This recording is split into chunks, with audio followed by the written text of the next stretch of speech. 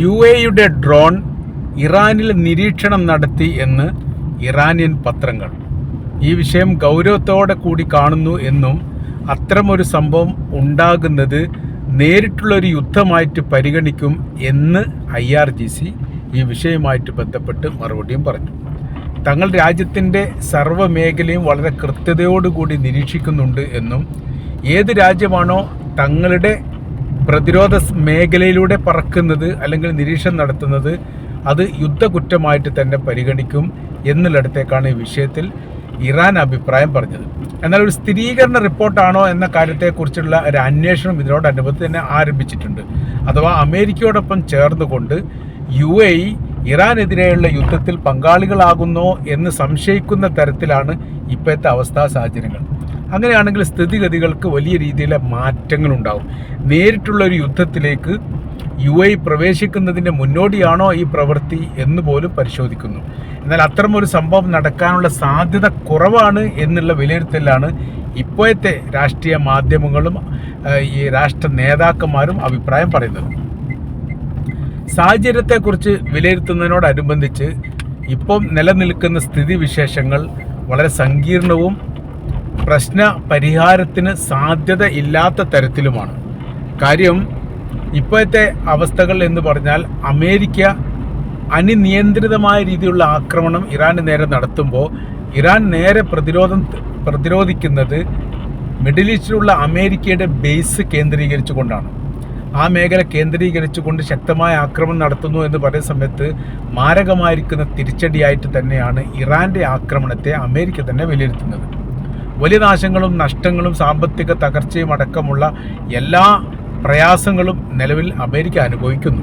പക്ഷേ അവർക്ക് യുദ്ധം വിട്ടുപോകുക എന്ന് പറഞ്ഞാൽ അമേരിക്കയുടെ കാരണത്താലാണ് ഇപ്പോൾ ഈ യുദ്ധം ഉണ്ടായതും ലോകാടിസ്ഥാനത്തിൽ സാമ്പത്തികമായ രീതിയിലുള്ള വലിയ പ്രയാസം അനുഭവിക്കുന്നതും.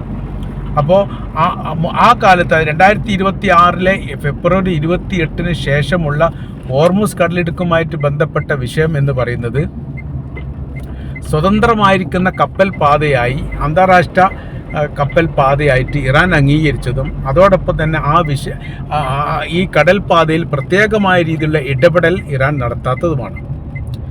എന്നാൽ സ്ഥിതിക്ക് മാറ്റം വന്നത് എപ്പോഴാണ് എന്ന് ചോദിച്ചാൽ അമേരിക്കയുടെ അതിശക്തമായിരിക്കുന്ന ആക്രമണത്തിൽ ആയത്തുള്ള അലി ഖംനായി എന്ന് പറയുന്ന അവരുടെ സുപ്രീം ലീഡർ കൊല്ലപ്പെട്ടതോടുകൂടി റൂട്ടിന് മാറ്റം വന്നു. പിന്നീട് ഇറാൻ പ്രതികരിച്ച രീതികൾ മറ്റൊരു തലത്തിലാണ്. അത് പ്രതിരോധമെല്ലാം അമേരിക്കയുടേതും ഇസ്രായേലിൻ്റെതും നശിപ്പിക്കുന്ന തരത്തിലുള്ള ഇടപെടലുകളാണ് ഇറാൻ്റെ ഭാഗത്തു നിന്നുണ്ടായത് എന്നുള്ളത് കൃത്യമാണ്. അപ്പോൾ ഒരു അകൽച്ച അവിടെ പിന്നീട് ഉണ്ടായിട്ടുണ്ട് എന്നുള്ളിടത്തേക്കാണ് കാര്യങ്ങൾ എത്തുന്നത്. അപ്പോൾ ഇപ്പം നിലനിൽക്കുന്ന സ്ഥിതി കാര്യങ്ങളൊക്കെ ഒരു പ്രശ്ന പരിഹാരത്തിന് ഉതകുന്ന തരത്തിലല്ല. വലിയ രീതിയിലുള്ള അകൽച്ച ഇറാനും അമേരിക്കയ്ക്കും ഉണ്ടായിരിക്കുന്നു എന്നുള്ളതും അതോടൊപ്പം തന്നെ ഇതിന് സാമ്പത്തിക രംഗത്ത് മിഡിൽ ഈസ്റ്റിനെ വലിയ രീതിയിൽ ബാധിക്കുന്നു എന്നുള്ളതാണ്. സാമ്പത്തിക രംഗത്ത് ബാധിക്കുന്നതിനോടനുബന്ധിച്ച് അതിൻ്റെ ഏറ്റവും വലിയ സാമ്പത്തിക തകർച്ച ഈ വിഷയവുമായിട്ട് ബന്ധപ്പെട്ടത് UAEക്കാണ്. അന്താരാഷ്ട്ര മേഖലയിലെ ഏറ്റവും വലിയ ബിസിനസ് സാമ്രാജ്യമായിട്ടാണ് UAE അറിയപ്പെടുന്നത്. അത് ഒന്നും രണ്ടും രാജ്യമല്ല, ലോകാടിസ്ഥാനത്തിലുള്ള വ്യത്യസ്ത രാജ്യങ്ങൾ ഇവിടെ പണമിറക്കുകയും വലിയ രീതിയിലുള്ള വരുമാനം ഉണ്ടാക്കുകയും ചെയ്യുന്നു.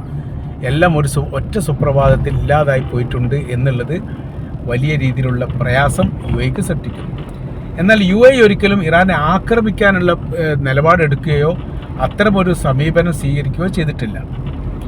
അങ്ങനെ ഇരിക്കെ ഏറെക്കുറെ ശാന്തമായ രീതിയിൽ എന്ന് വേണമെങ്കിൽ പറയാൻ വേണ്ടി സാധിക്കും. അതിലിപ്പോൾ ഇറാൻ UAEയുടെ അമേരിക്കയുടെ സൈനിക ബേസ് കേന്ദ്രീകരിച്ചുകൊണ്ട് ആക്രമണം നടത്തിയാൽ സാധാരണഗതിയിൽ UAE അതിനെ പ്രതിരോധിക്കുകയാണ് ചെയ്യുക. UAE മാത്രമല്ല, അറേബ്യൻ രാജ്യങ്ങളെല്ലാം പ്രതിരോധമുണ്ടാക്കുന്ന ഒരു സ്ഥിതി മാത്രമാണ് ചെയ്യാറുള്ളത്. അതല്ലാതെ ഒരിക്കലും ആക്രമിച്ചിട്ടില്ല. ഇപ്പോഴത്തെ ഡ്രോൺ വിഷയവുമായിട്ട് ബന്ധപ്പെട്ട് ഇപ്പോൾ സ്ഥിതിവിശേഷം മറ്റൊരു തലം സൃഷ്ടിക്കുന്നു എന്ന തരത്തിലാണ്. അഥവാ ഇറാൻ്റെ അതിർത്തി കയറി UAEക്ക് ഡ്രോൺ നിരീക്ഷണം നടത്താൻ്റെ കാര്യമില്ല, അത് നടത്തുന്നത് തെറ്റായിരിക്കുന്ന കാര്യവുമാണ്. പിന്നെ എന്തുകൊണ്ട് അത് അവർ ആവർത്തിച്ചു, ആ പ്രവൃത്തി അവർ ചെയ്തു എന്നതിനെക്കുറിച്ചുള്ള വിവരങ്ങൾ UAEയോട് ഇറാൻ ആവശ്യപ്പെട്ടിട്ടുണ്ട് എന്നും അറിയാൻ വേണ്ടി സാധിക്കുന്നു. യുദ്ധത്തിൻ്റെ ഏതെങ്കിലും ഒരു തലത്തിൽ UAE അതല്ലെങ്കിൽ ഏതെങ്കിലും അറബ് രാജ്യങ്ങളോ അമേരിക്കയോട് ചേരുന്ന ഒരു സ്ഥിതി വിശേഷമുണ്ടായാൽ പിന്നീട് യുദ്ധത്തിൻ്റെ പാറ്റേൺ തന്നെ മാറി മറിയും എന്ന കാര്യത്തിൽ സംശയമില്ല. വലിയ രീതിയിലുള്ള ഒരു യുദ്ധമായിട്ട് അത് പരിണമിക്കും. അത് ഒഴിവാക്കാനുള്ള വലിയ ശ്രമങ്ങൾ അറേബ്യൻ രാജ്യത്തിൽ നിന്ന് ഉണ്ടാകണം എന്നുള്ളത് നിർബന്ധമായ കാര്യമാണ്. അത് ഇറാൻ്റെ ചില മീഡിയകൾ ഈ വിഷയവുമായിട്ട് ബന്ധപ്പെട്ട് പറയുകയും ചെയ്തിട്ടുണ്ട്. ഇറാൻ ആക്രമിക്കപ്പെട്ട രാജ്യമാണ്. ഇറാൻ ഒരിക്കലും അങ്ങോട്ട് ആക്രമിച്ചതല്ല, ഇറാനെ അമേരിക്ക ഇങ്ങോട്ട് ആക്രമിച്ചതാണ്. മാത്രവുമല്ല, അവരുടെ ഏറ്റവും വലിയ ഇൻഫ്രാസ്ട്രക്ചറിന് നേരെ ശക്തമായിരിക്കുന്ന ആക്രമണം നടത്തിക്കൊണ്ട് വലിയ സാമ്പത്തിക ബാധ്യതയും നഷ്ടവും ഉണ്ടാക്കുകയും ചെയ്തിട്ടുണ്ട്. അപ്പോൾ അതിനെ പ്രതികരിക്കുക എന്നുള്ളത് ഒരു രാജ്യത്തെ സംബന്ധിച്ചിടത്തോളം, രാജ്യത്തിന് നേരെ മറ്റൊരു രാജ്യം ആക്രമിക്കുമ്പോൾ പ്രതിരോധിക്കുക എന്നുള്ളത് നിർബന്ധമായിട്ടും ചെയ്യുന്ന കാര്യമാണ്. അത് തന്നെയാണ് ഇറാൻ ചെയ്തത്. നഷ്ടപരിഹാരം ആവശ്യപ്പെട്ട സമയത്തും ഇറാൻ പറഞ്ഞിരിക്കുന്ന കാര്യം അങ്ങനെയാണ്. സ്വയരക്ഷയ്ക്ക് വേണ്ടിയിട്ട് ഞങ്ങൾ പ്രതികരിച്ചിട്ടുണ്ട്, പക്ഷേ ഞങ്ങൾ ആക്രമിച്ചവരിൽ നിന്ന് ഞങ്ങൾക്ക് മാന്യമായിരിക്കുന്ന നഷ്ടപരിഹാരം കിട്ടുകയും വേണം. ഈ കാര്യം പറഞ്ഞു വെച്ചതാണ്. ഇപ്പോൾ അതിൻ്റെ ഒരു തുടർ ചലനങ്ങളും തുടർ രീതികളും ഇപ്പോൾ പ്രകടമായിട്ടുണ്ട് എന്നുള്ളതും നമുക്ക് ഇതിൻ്റെ ഇടയിൽ കൂട്ടി വായിക്കാൻ വേണ്ടി സാധിക്കുന്നതാണ്. അഥവാ ഇറാൻ്റെ രാഷ്ട്രീയ സാഹചര്യങ്ങൾ വല്ലാത്ത ഒരു അവസ്ഥയിലേക്ക് എത്തിയിരിക്കുന്നു. ഈ രാജ്യത്തിന് നേരെ ഏത് തരത്തിലുള്ള ആക്രമണം ഏത് ഭാഗത്തുനിന്ന് വന്നാലും ശക്തമായ രീതിയിൽ അപ്പം തന്നെ തിരിച്ചടിക്കണം എന്നുള്ളതാണ്. അത് ഏത് രാജ്യം എന്ന് നോക്കേണ്ട കാര്യമില്ല. ഏത് രാജ്യത്തിൽ നിന്നാണോ തങ്ങൾക്ക് നേരെ ആക്രമണം നടന്നത് ആ രാജ്യം തീർച്ചയായിട്ടും തങ്ങളുടെ ശത്രുവായിട്ട് കണ്ടുകൊണ്ട് തന്നെ പ്രതികരിക്കണം എന്ന അഭിപ്രായമാണ് ഇറാൻ്റെ ഭാഗത്ത് ഉള്ളത്. അതിൻ്റെ പ്രതിഫലനം നമ്മൾ കാണുന്നുണ്ട് എന്നുള്ളത് ഒരു സത്യമാണ്. അതുകൊണ്ട് ഇതിൽ നമ്മൾ കൂട്ടി വായിക്കുന്ന സമയത്ത് നമുക്ക് മനസ്സിലാക്കാൻ പറ്റുന്ന പ്രധാനമായിരിക്കുന്ന കാര്യം, ഇപ്പോഴത്തെ അവസ്ഥാ സാഹചര്യങ്ങൾ ഇറാന് ഹോർമുസിലുള്ള അധികാരം അത് നിലനിർത്താൻ വേണ്ടി അവരും അത് പിടിച്ചെടുക്കാൻ വേണ്ടിയിട്ട് അമേരിക്ക നടത്തുന്നു. ഇറാനെ സംബന്ധിച്ചിടത്തോളം അവിടെ രാജ്യത്തിൻ്റെ സർവ്വ സംവിധാനം തകരുന്നവരെ ഹോർമുസിന് വേണ്ടിയിട്ട് യുദ്ധം ആരംഭിക്കും അല്ലെങ്കിൽ യുദ്ധം ചെയ്യും എന്നുള്ളിടത്താണ് അവരുടെ നിലപാട് എന്ന് മാത്രമല്ല ആ പ്രവർത്തനങ്ങളാണ് ഇപ്പോൾ അവർ നടത്തിക്കൊണ്ടിരിക്കുന്നത് എന്നുള്ളതും ഒരു സത്യമാണ്.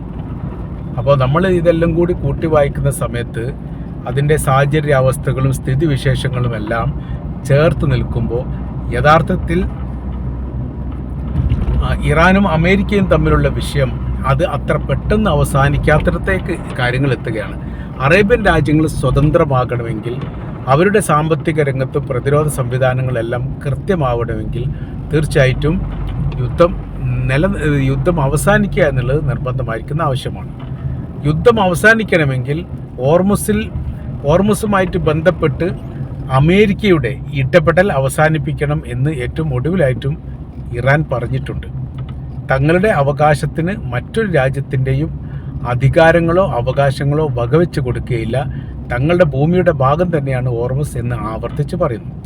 പിന്നെ അറേബ്യൻ രാജ്യങ്ങളുടെ ഇടപെടൽ സങ്കീർണമാകുന്നൊരു സ്ഥിതിയിലേക്ക് എത്തിയാൽ തീർച്ചയായിട്ടും അതിന് അനുസരിച്ചുള്ള പ്രത്യാക്രമണം ഉണ്ടാകും എന്ന ഒരു മുന്നറിയിപ്പ് കൂടി ഇറാൻ നൽകിയിരിക്കുന്നു എന്നാണ് നമ്മൾക്ക് മനസ്സിലാക്കാൻ വേണ്ടിയിട്ട് സാധിക്കുന്നത്.